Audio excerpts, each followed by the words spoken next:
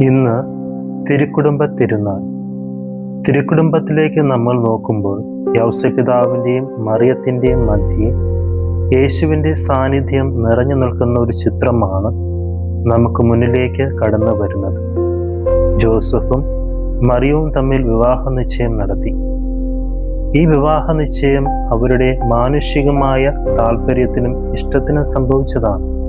എന്നാൽ അവരുടെ വിവാഹം നടത്തിയത് ദൈവത്തിൻ്റെ ഇഷ്ടത്തിന് പൂർണ്ണമായും അവർ അടിയറവ് വച്ചതുകൊണ്ടാണ്.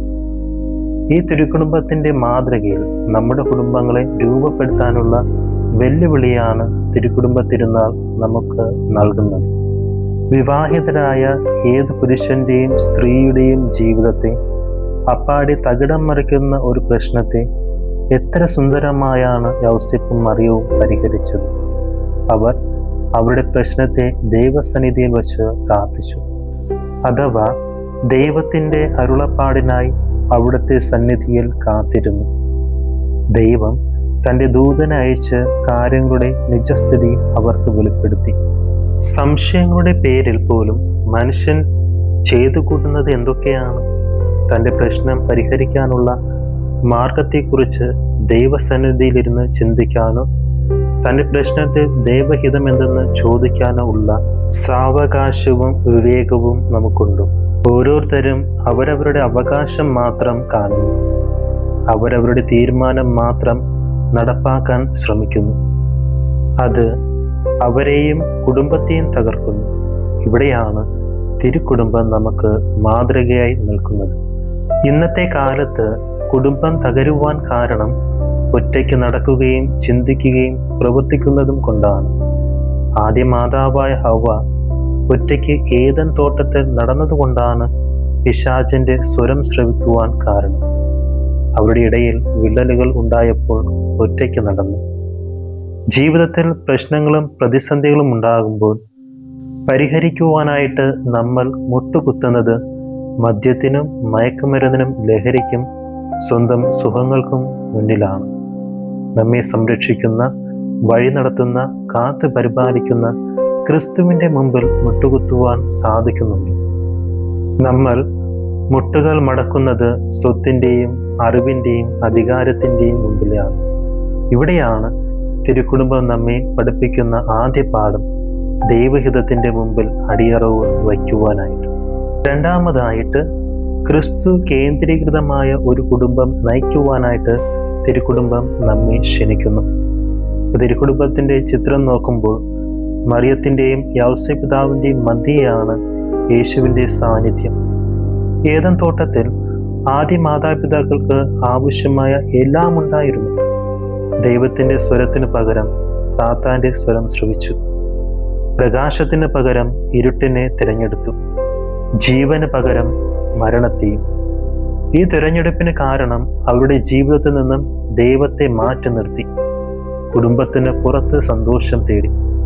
ദൈവമായ കർത്താവ് വിവാഹം എന്ന കൂദാശ സ്ഥാപിച്ചത് കുടുംബം ഉണ്ടാകുന്നതിന് വേണ്ടിയാണ്. ദൈവം തന്നെ ഒരു കുടുംബമാണ്. പിതാവ്, പുത്രൻ, പരിശുദ്ധാത്മാവ്. ദൈവത്തിന് വേണ്ടിയാണ് കുടുംബം സ്ഥാപിച്ചത്. ദൈവം ഇല്ലാത്തപ്പോൾ കുടുംബം നരകതുല്യമാണ്. അത് പറുദീസയായി രൂപാന്തരപ്പെടുന്നില്ല. വിവാഹമോചനത്തിനായി ബന്ധം പിരിയുവാൻ നിൽക്കുമ്പോഴും അവർക്ക് പറയുവാനുള്ളത് കുറ്റപ്പെടുത്തലുകൾ മാത്രമാണ്. അവനോട് ചോദിച്ചാൽ അവൾ അവൾ എന്ന് മാത്രം, അവളോട് ആണെങ്കിൽ അവൻ എന്ന് മാത്രം. അവരുടെ നാവിൽ നിന്ന് ക്രിസ്തു എന്ന വാക്ക് വരത്തില്ല. കാരണം ക്രിസ്തു അവരുടെ ജീവിതത്തിൽ ഇല്ലാത്തത് കൊണ്ടാണ് കുടുംബം തകരുവാനായിട്ട് കാണും. തിരുക്കുടുംബം ക്രിസ്തു കേന്ദ്രീകൃതമായിരുന്നു. അത് സ്വർഗതുല്യമായിരുന്നു. ക്രിസ്തുവില്ലാത്തത് കൊണ്ടാണ് ദുരന്തത്തിൽ അവസാനിക്കുന്നത് ഓരോ കുടുംബ ജീവിതവും. ഇപ്പം മൂന്നാമതായിട്ട് നമ്മെ പഠിപ്പിക്കുന്നത് കുടുംബം ദൈവരാജ്യമാക്കുവാനായിട്ടാണ്. ഇപ്പം ദൈവരാജ്യം വളരുവാൻ ദൈവം സ്ഥാപിച്ചതാണ് കുടുംബം. 2 തിമോത്തി 1-ാം അധ്യായം 7-ാം വാക്യത്തിൽ നാം ഇപ്രകാരം കാണുന്നു: ഭീരുത്വത്തിൻ്റെ ആത്മാവിനെയല്ല ദൈവം നമുക്ക് നൽകിയത്, ശക്തിയുടെയും സ്നേഹത്തിൻ്റെയും ആത്മനിയന്ത്രണത്തിൻ്റെയും ആത്മാവിനെയാണ്. കുടുംബജീവിതത്തിൽ സങ്കടങ്ങൾ, ദുഃഖം, വേദന, രോഗമുണ്ടാകുമ്പോൾ പേടിക്കേണ്ട ആവശ്യമില്ല. ദൈവത്തിൻ്റെ ആത്മാവ് ഉള്ളതുകൊണ്ടാണ് മറിയം ഭർത്താവിൻ്റെ സംശയത്തിന് വിധേയായി നിന്നപ്പോഴും യൗസേപ്പിൻ്റെ സ്വപ്നങ്ങൾ ചീട്ടുകൊട്ടാരം പോലെ ഇടിഞ്ഞു വീണപ്പോഴും പൂർണ്ണ ഗർഭിണിയായിരിക്കെ പേരെഴുതിക്കാൻ ജെറുസലേമിലേക്ക് യാത്ര ചെയ്യേണ്ടി വന്നപ്പോഴും പ്രസവിക്കാൻ ഇടയമില്ലാതെ അലഞ്ഞപ്പോഴും ഈജിപ്തിൽ വിപ്രവാസ ജീവിതം നയിച്ചപ്പോഴും 12-ാം വയസ്സിൽ മകനെ കാണാതെയായപ്പോൾ അന്വേഷിച്ച് കണ്ടെത്തിയപ്പോൾ മകൻ്റെ ചോദ്യം, എന്നെ അന്വേഷിക്കുന്നത് എന്തിന്?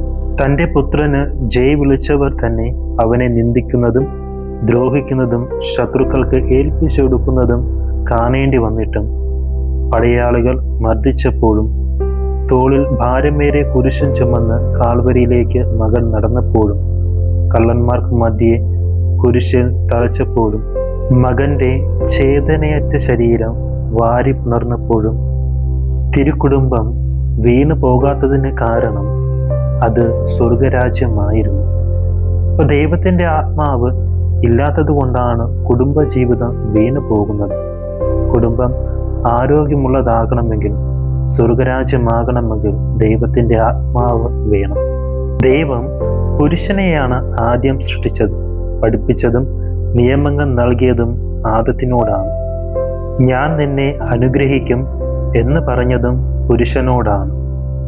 ദൈവം പുരുഷനോടാണ് ഇടപെട്ടത്. സ്ത്രീയായ ഹവ്വ പാപം ചെയ്തപ്പോൾ ദൈവം ഒന്നും പറയുന്നില്ല. എന്നാൽ പുരുഷൻ ചെയ്തപ്പോൾ എല്ലാം തകർന്നുപോയി.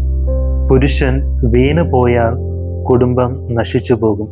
ചുരുക്കി പറഞ്ഞാൽ ക്രിസ്തുവാണ് കുടുംബജീവിതത്തിലെ പുരുഷൻ, സ്ത്രീയാണ് തിരുസഭ, മക്കളാണ് വിശുദ്ധർ. കുടുംബജീവിതത്തിലെ നിധിയാണ് മക്കൾ. ദൈവത്തിൽ നിന്നും സ്വീകരിച്ച മക്കളെ ദൈവത്തിന് തിരികെ ഏൽപ്പിക്കേണ്ടത് മാതാപിതാക്കളുടെ കടമയാണ്. അതാണ് പരിശുദ്ധ കന്യകാമറിയവും വിശുദ്ധ ഔസേപ്പ് പിതാവും നിർവഹിച്ചത്.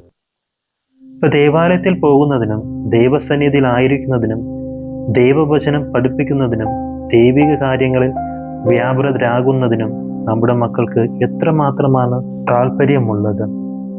മക്കൾ വിശുദ്ധ ജീവിതം നയിക്കുന്നതിനും മാതാപിതാക്കൾ എത്രമാത്രം ആഗ്രഹിക്കുന്നുണ്ട്, അതിന് താല്പര്യം കാണിക്കുന്നുണ്ട്.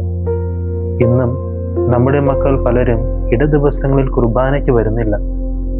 കാരണങ്ങൾ പലതുണ്ട് പറയുവാനായിട്ട്. ചിലർക്ക് രാവിലെ ട്യൂഷൻ, ചിലരുടെ സ്കൂൾ ബസ് രാവിലെ വരും, ഒരുങ്ങി നിൽക്കണം.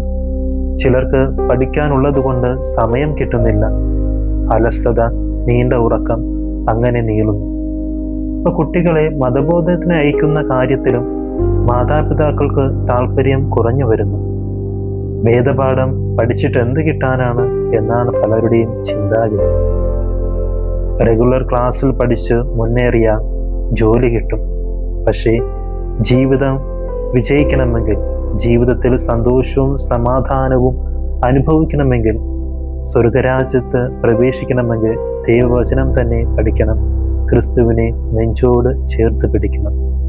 ദേവാലയത്തിൽ പോകുന്നതിനും ദൈവവചനം വായിക്കുന്നതിനും മതബോധന ക്ലാസ്സുകളിൽ സംബന്ധിക്കുന്നതിലും പ്രാർത്ഥനയിലും നമ്മുടെ മക്കൾ സന്തോഷം കണ്ടെത്തണം. എങ്കിലേ ദൈവഹിതമനുസരിച്ച് ജീവിക്കാനാകും.